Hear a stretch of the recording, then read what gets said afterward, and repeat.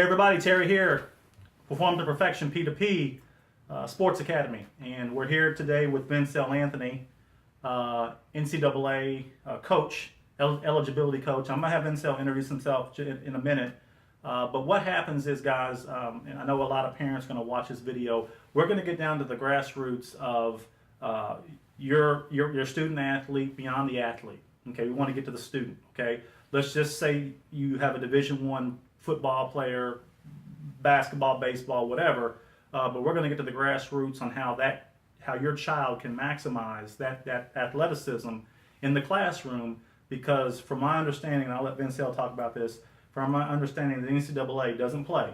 They don't play anymore. Absolutely. There's no more basket weaving. There's no more course. That's right. To go into your grades, and I'll let you get in that in a minute. So I'm going to have Vincel introduce himself and talk about where students mess up in the process. Do they wait too late to get their grades? They wait to their senior year? All that kind of good stuff. So I'll have Vincel again introduce himself and take a couple of minutes to explain why students get in trouble. Thanks, Terry. Well, as you said, my name is Vincel Anthony, and what the role that I play with the NCAA is an eligibility center coach, and really it's just to fill in the gaps.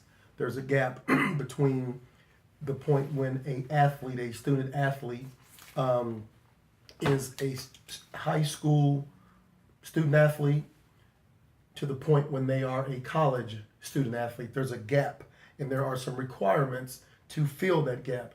And the reason that the gap exists is because no one really owns that space. You don't become the college's concern until you have enrolled and become their student. At that point, then they're going to follow you by way of the compliance officers and so forth and so on. Until that point, until you become their student, they don't really have a vested interest in you. From a high school perspective, their goal is not to get you to college. Their goal is to get you out of high school. And the gap is sometimes, in many cases, the requirements to graduate from high school are different than the requirements to be a student athlete in college. And that's what happens with a kid that may have a high GPA, a high ACT score, and even be a phenomenal athlete. And for some reason, somehow they are not eligible for a scholarship.